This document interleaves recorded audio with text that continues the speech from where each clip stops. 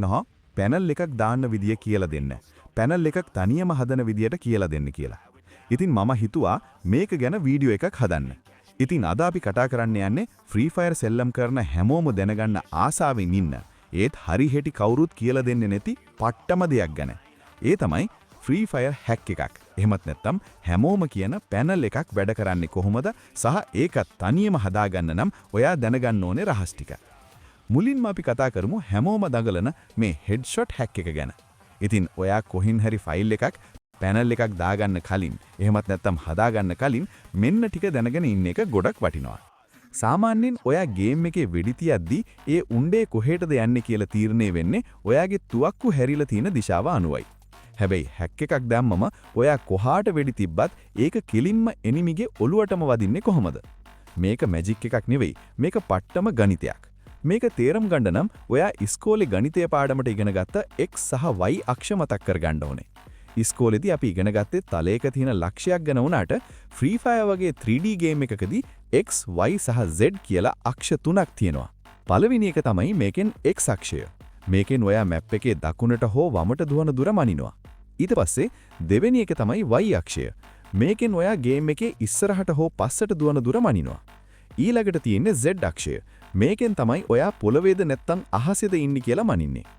ඉතින් යාළුවනේ ගේම් එක ඇතුලේ ඉන්න හැම එනිමි කෙනෙක්ගෙම ඔළුව තියෙන තැනට මේ x, y, z අංක තුනක් තියෙනවා. හෙඩ්ෂොට් හැක් එකක් කරන කෙනා කරන්නේ උණ්ඩේ යන පාර, වෙක්ටර් තීරණය කරන කෝඩ් එක වෙනස් කරලා ඒ උණ්ඩේ හැමතිස්සෙම එනිමිගේ ඔළුව තියෙන x, y, z අංකවලටම ඇදිලා යන්න සලස්වන එකයි. මේකට තමයි aim bot එහෙමත් නැත්නම් aim locking කියලා කියන්නේ. දැන් ඔයාගේ හිතෙනවා ඇති මේ වගේ දේවල් කරන්නේ කොහොමද කියලා.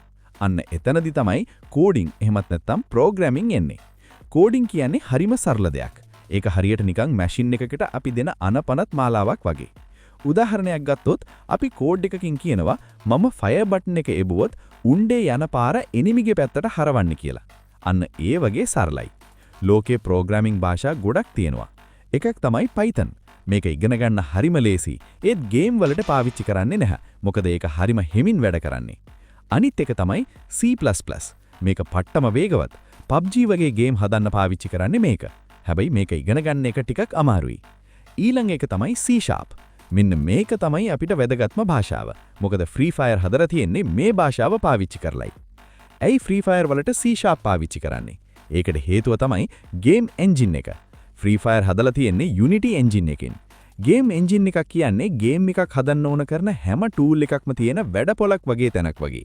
ලෝකේ Unreal Engine, Godot වගේ එන්ජින් තිබුණත් ගැරීනා එක Unity පාවිච්චි කරන්නේ ඒක ලෝකේ තියෙන ඕනෑම low performance ෆෝන් එකක වුණත් ඊටාම ස්මූත් විදියට වැඩ කරන නිසායි. මේ Unity එන්ජින් එකේ ප්‍රධාන භාෂාව තමයි C#. හැක් පැනල් එකක් ලියන කෙනෙක් කරන්නේ ගේම් එකේ තියෙන මේ C# කෝඩ් එක රිවර්ස් එන්ජිනියරින් කියන ක්‍රමයට එහෙමත් නැත්නම් සිංහලෙන් කියනවා නම් ප්‍රතිලෝම ඉංජිනේරු ශිල්පීය ක්‍රමයට බලලා ඒකේ තියෙන නීති රීති Tamanට ඕන විදියට වෙනස් කරන එකයි. ඔයාලා දන්නවා ෆෝන් එකට හෝ පරිගණකයට සිංහල, ඉංග්‍රීසි වගේ මිනිස්සු කතා කරන භාෂා තේරෙන්නේ නැහැ කියලා. ඒකට තේරෙන්නේ බයිනරි විතරයි. මත උබවා තේරෙන්නේ නැ. යකෝ බයිනරි වලින් කියපන්. ෆෝන් එක ඇතුලේ තියෙන හැම දත්තයක්ම ඒ කියන්නේ ඔයාගේ හෙල්ත් එක, තුවක්කුවේ ඩැමේජ් එක, ඔයාගේ වේගය මේ හැම එකක්ම RAM එකේ ගබඩා වෙන්නේ බයිනරි අංක විදියට. උදාහරණයකට ඔයාගේ ප්ලේයර්ගේ හෙල්ත් එක 200යි නම් ඒක RAM එකේ ගබඩා වෙන්නේ මෙන්න මේ විදියට 11001000. ඒ වගේ බයිනරි කෝඩ් එකකින්. RAM එකේ මේ වගේ දත්ත ගබඩා කරලා තියෙන හැම තැනකටම ලිපිනයක් තියෙනවා. අපි ඒකට කියනවා මෙමරි ඇඩ්‍රස් එකක් කියලා. හැක් එකක් ලියන කෙනෙක් කරන්නේ ඔයාගේ දුවන වේගයේ තියෙන ඒ නිවැරදි මෙමරි ඇඩ්‍රස් එක හොයාගෙන ඒ ඇතුලේ තියෙන අංකය වෙනස් කරන එකයි. උදාහරණයකට වේගය 5 වෙනුවට 50 කළොත් ඔයා ගේම් එක ඇතුලේ සුපිරි වේගයකින් දුවනවා. හැබැයි මේ වැඩේ ලීසි නැහැ. මොකද ගැරීනා එකේ තියෙනවා පට්ටම දරුණු ඇන්ටි චීට් පද්ධතියක්. ඒක වැඩ කරන්නේ ප්‍රධාන ක්‍රම දෙකකට.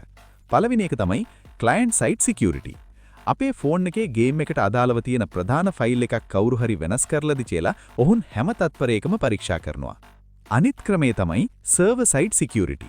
මේක තමයි පට්ටම භයානකයි. ඔයා ගේම් එකේ කරන හැම මූව්මන්ට් එකක්ම ගැරීනා සර්වර් එකේ සටහන් වෙනවා. ඔයා සාමාන්‍ය ප්ලේ කෙනෙකුට වඩා වේගයෙන් දුවනවා නම් හෝ හැම වෙඩිල්ලක්ම හෙඩ්ෂොට් වෙනවා නම් සර්වර් එකේ තියෙන AI හියුරිස්ටික්ස් පද්ධතියට ඒක අඳුර ගන්න පුරුවන්. සර්වර් එක බලනවා මේක මිනිස්සෙක්ට කරන්න පුළුවන් දෙයක්ද කියලා. සැක හිතුන ගමන් ඔයාගේ ID එක බෑන් කරනවා. දැන් අපි කතා කරමු හැකර්ලා මේ කියපු දරුණු සිකියුරිටි සිස්ටම් මගහැරිලා යන්නේ කොහොමද කියන රහස ගැන. මුලින්ම අර මම කියපු ක්ලයන්ට් සයිඩ් සිකියුරිටි එක. එහෙමත් නැත්නම් ෆෝන් එක ඇතුලේ තියෙන ආරක්ෂාව මගහැරින්න හැකර්ලා පාවිච්චි කරන්නේ මෙමරි ක්ලොකින් කියන උපක්‍රමයයි. මෙතනදි සිද්ධ වෙන්නේ ගේම් එකේ ඇන්ටි චීට් පද්ධතිය මෙමරි ලිපින පරීක්ෂා කරන්න එනකොට හැකර්ලා ලියපු විශේෂ කෝඩ් එකකින් ඒ ආරක්ෂක පද්ධතියට පෙන්වන්නේ ගේම් එකේ දත්ත ඔක්කොම හරි විදියට තියෙනවා කියලයි. ඒ කියන්නේ ඇත්තටම දත්ත වෙනස් කරලා තිබුණත් ආරක්ෂක පද්ධතියට ඒක පේන්නේ සාමාන්‍ය දත්තයක් විදියටයි.